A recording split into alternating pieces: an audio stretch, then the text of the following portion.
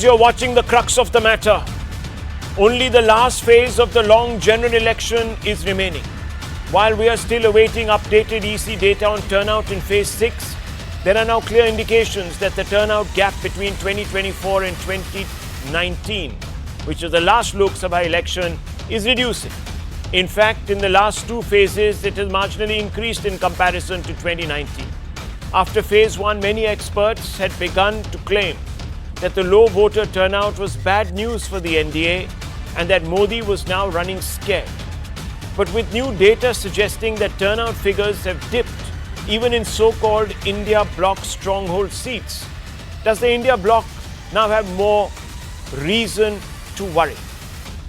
We'll ask these questions of our experts in a few moments, but let me first take you through the broad trends when it comes to voter turnout this election, at least till after phase 5. Yes, viewers, after phase 5, turnout is lower in 258 seats as compared to 2019 Lok Sabha polls. But the 2024 versus 2019 voter turnout overall gap has narrowed after each phase. Phase 4 was the best in this particular criteria. Let me take you through more minute numbers now. After phase 1, the drop in percent turnout in seats won by NDA and India Bloc is now almost the same. There is only a 0.02 pp or percentage point difference. In fact, it is in the India Bloc seats where the turnout dipped to about 2.4 pp as opposed to 2.2 pp in NDA seats. Within the NDA alliance itself, there is a minuscule difference in drop in turnout in seats won by the BJP as against NDA partners. Many people have said that, look, NDA partners are really the weak link of the entire NDA alliance, and that the BJP might do well, but its partners may lag, and they have pointed to, of course, the lower voter turnout in those seats that are being contested by the NDA partners. Slight increase in voter turnout in seats won by non-NDA and non-India Bloc parties, which means that these non-NDA, non-India Bloc parties have been able to either pull out the vote more, or, viewers, there is some churn happening, perhaps either in favor of the BJP or the NDA or the India Bloc or the Congress. One can't say. But obviously, these contests in these dominant seats where neither the BJP or the NDA or the Congress or the India Bloc are favored, that's where the contest seems to be quite vigorous, at least as far as public participation is concerned. The overall voter turnout is lower compared to 2019. Women voters have nudged ahead of men in more seats this time. And these numbers are interesting because at least in phase 5 percentage, women voter turnout is more than men. And when you look overall, in 137 out of 427 seats that have seen polls till now, at least till after phase 5, women voters have made themselves some sort of a constituency. Assertive one at that. Phase 5 overall women voter turnout was more than 1.5 percentage points above male voter turnout. So this is also very important, viewers, very important. Now, we'll have to get the figures for phase 6, and of course, no one can predict about phase 7. But viewers, with just a little over 100 seats to go, one can fairly confidently say that voter turnouts are not going to drop dramatically as compared to 2019. They'll probably be in the same region. Of course, it's getting hotter in the north, where most of these contests really are focused, and also in the east, where of course the humidity factor is rising with the heat. Now, after the phase 1, The Prime Minister had made fervent appeals to voters to show up in large numbers, and it appears that most of them have heeded the message. At that time, of course, many people had dismissed the Prime Minister's pleadings as a sign of his weakness. This is what the Prime Minister said, and I quote him, "It is true that there are issues like marriages and agriculture work, but despite all odds, people should come out and cast their vote. We should see the soldier who, irrespective of the weather, stands at the border for our security. He is there during the rainy season, snowfall and heat. He always stands for the country. Across the world, the voting percentage is always abysmal, while in India, the voting percentage is always high. We should show the world we should vote to strengthen our democracy," unquote. And here, viewers, are some of the chatter that erupted from those who are opposed to the Modi brand of politics after looking at the turnout in phase 1. The commentary was as follows. Let's read Rahul Gandhi's message out. He said, "These days, Narendra Modi remains very nervous during his speeches. Maybe in a few days, he might shed tears on stage." This was in the context of the low voter turnout in phase 1, which the Congress interpreted as a vote against the NDA. Bhanu Pratap Mehta, political scientist, said, "It is this mildly enigmatic silence that is giving the opposition some slivers of hope, confusing analysts and making the ruling BJP a little more nervous than a party poised for total domination, it might seem." Let's open this up. Let's ask some of the experts now what to make of this turnout. The numbers have, of course, changed quite a bit dramatically after phase 1. Let me first begin with Pradeep Bhandari. Pradeep Bhandari, whichever way you cut through the data, it's quite clear that the voter hasn't come out with enthusiasm. What does this mean really at the end of the day? Does it make or mar the NDA's chances? Thank you so much, Rahul, for having me on your show.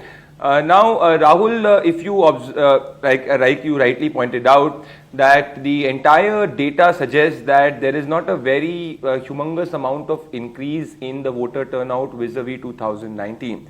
Now, generally what we have seen is that whenever there is an increase in voter turnout, which reflects a very high level of motivation factor from the voter. And largely it has been seen that a higher voter turnout than 2019 is largely an anti-incumbency trend where the voters are motivated enough to remove the government. Now let me give you a data point, Rahul. In Gujarat elections 2022, if you very well remember, the voter turnout was roughly 3.5 to 4% less than the Gujarat elections 2017. The result was that the Bharatiya Janata Party increased its seat count by more than 40. It was 99 in 2017 and increased to more than 50 seats, which is a more than 50-55 seat increment. So generally it has been seen, Rahul, that whenever the voter turnout is not very high, it is less, the voters reflect a sense of a trend where the incumbent has a more chance of coming in. Now, even in this voter turnout, Rahul, if we divide the seats, there are two types of seats which we've observed from the data.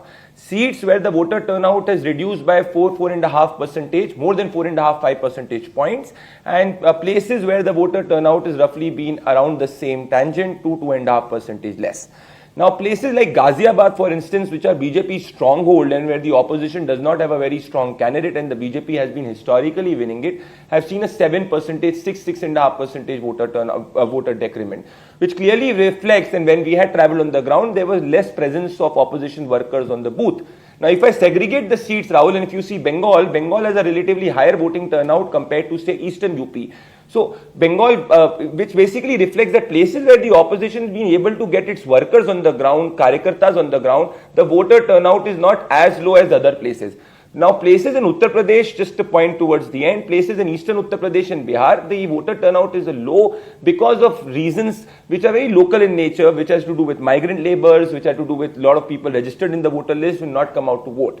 So, I would look at this, Rahul, that if it was a huge anti-incumbency election, there would have been a huge voter motivation to come and overthrow the government, which is not seen. Even for instance, in a place like Kerala, Rahul, where the Bharatiya Janata Party is not the main dominant player, you have not seen a huge increment in the voter turnout or in the voting percentage. And generally in Kerala, last time the Congress party's led alliance had swept.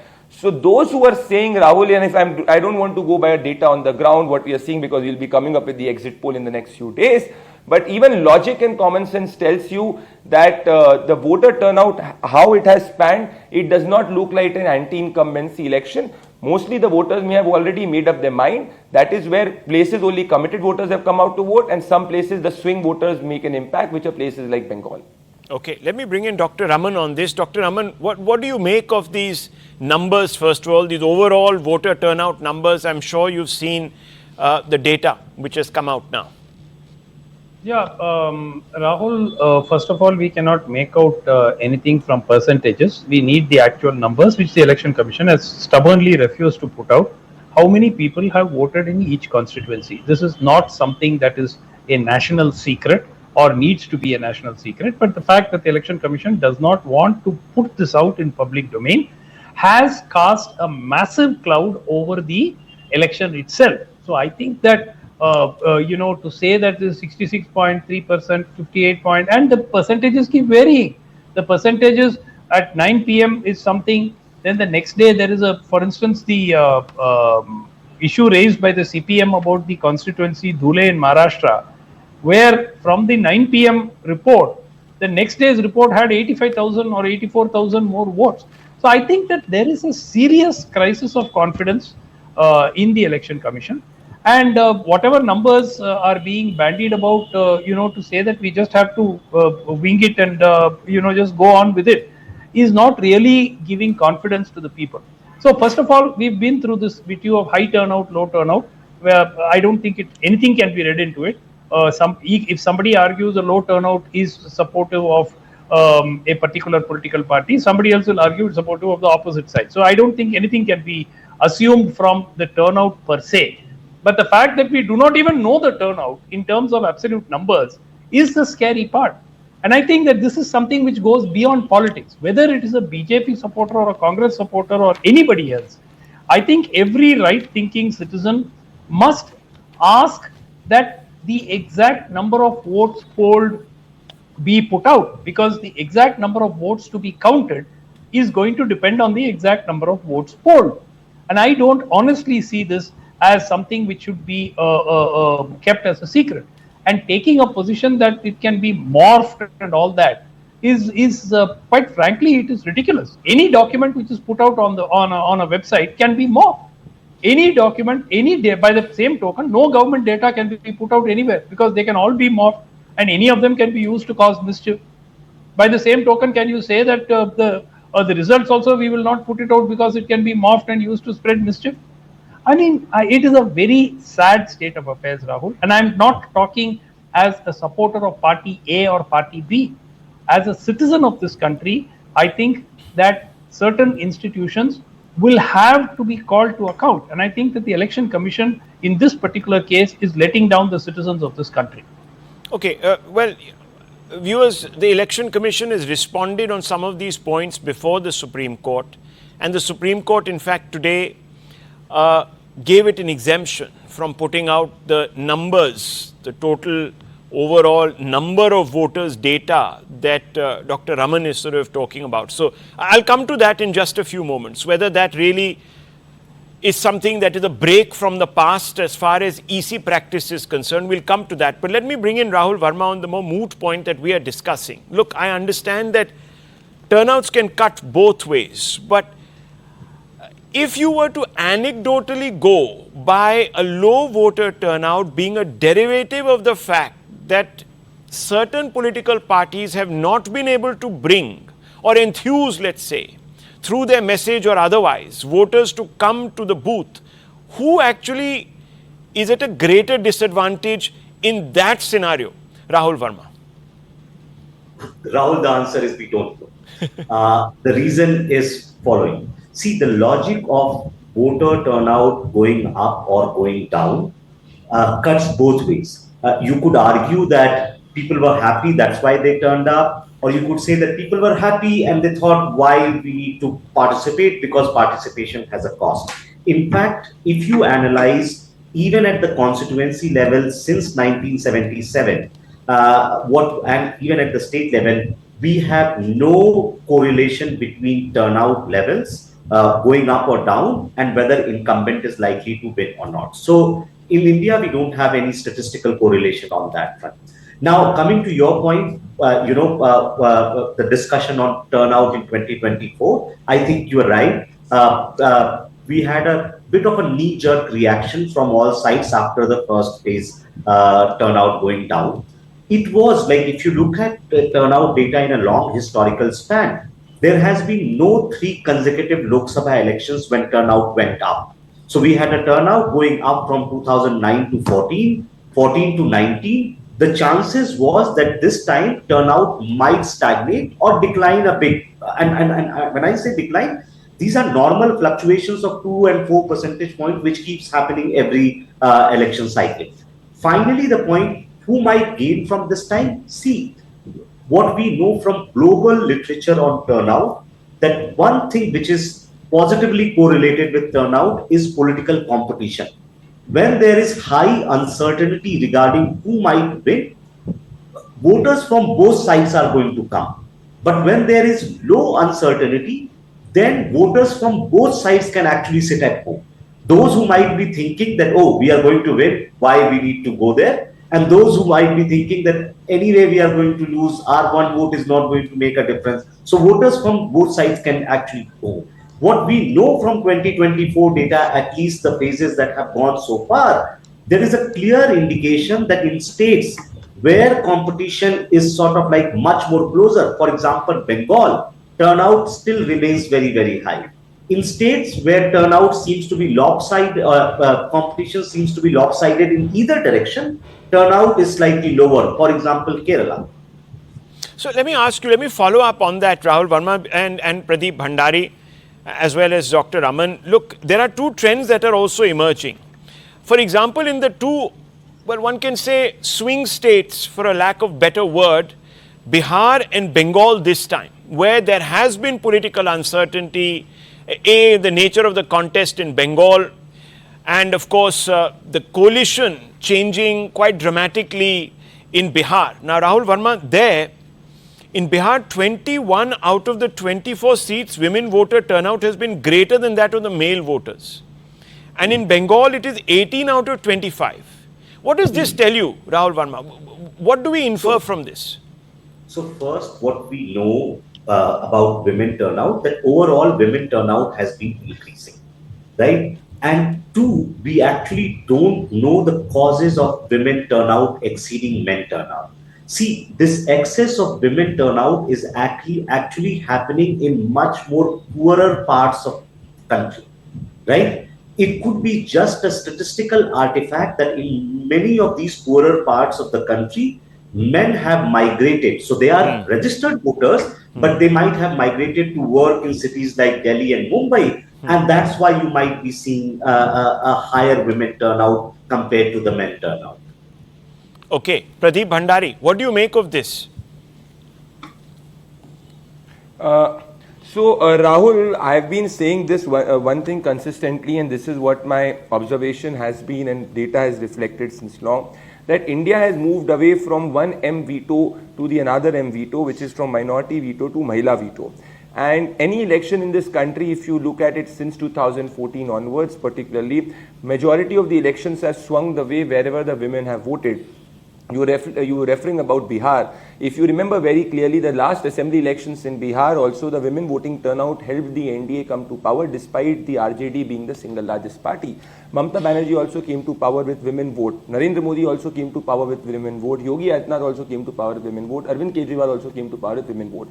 So a higher women voting turnout tells you that Indian politics, the new veto in Indian politics, Rahul, is the women vote. Now Rahul Verma really aptly pointed out it is largely to do in rural areas. In fact, I have pointed out I'm seeing another trend, Rahul, that the women voter, as lower in the socio-economic background you go, the women voter is seen to be more individualistic in nature. So what I can conclude for sure is that this verdict on June 4th will be decided by the women of the country. It will be a class verdict. Wherever the women will swing, that is where the verdict will come. Okay. Now, on the point of voting percentage, on the revision of voting percentage, Rahul, just 10 seconds of point. It is not for the first time that the revision revision of voting percentage has taken place, and let me throw some examples. If you remember very clearly, Madhya Pradesh elections 2023, the initial voting percentage was 71.11. After that, it was revised to 77.7. If I look at it, if I look at the Assam elections 2021, initial voting percentage was 72.14. It was revised to 82.4. In Kerala elections 2021, 69.95 was the voting percentage. It was revised to 76%.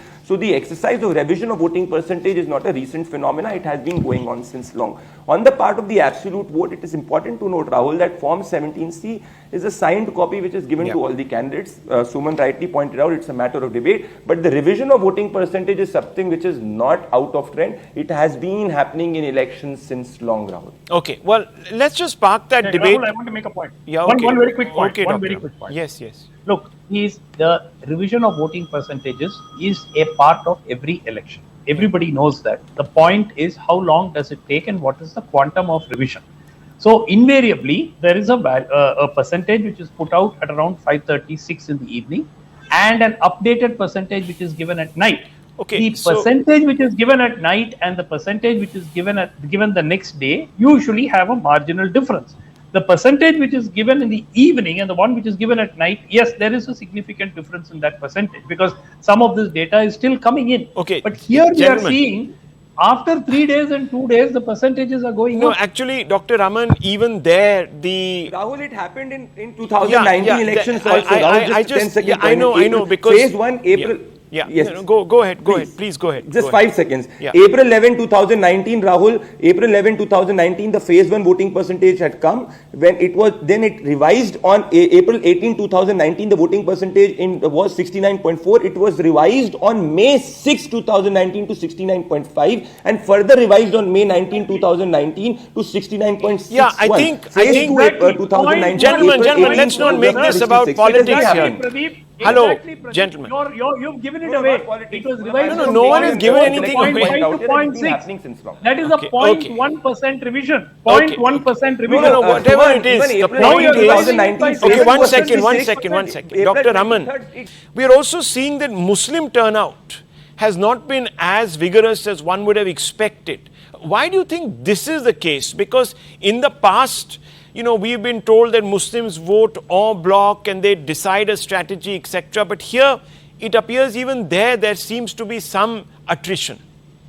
No, there are still many constituencies where sizable population of Muslims are to vote. The only area where perhaps the Muslim vote is significantly lower than previous times is in Kerala.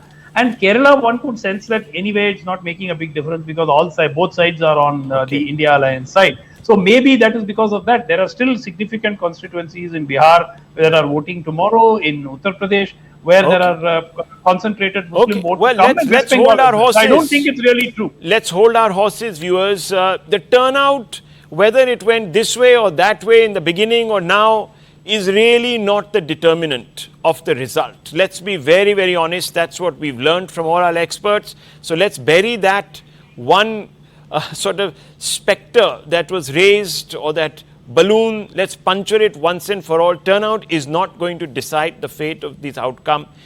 It might in certain constituencies, but not the overall result. That remains still a matter of choice of whoever goes up and votes. I'll leave it at this, viewers.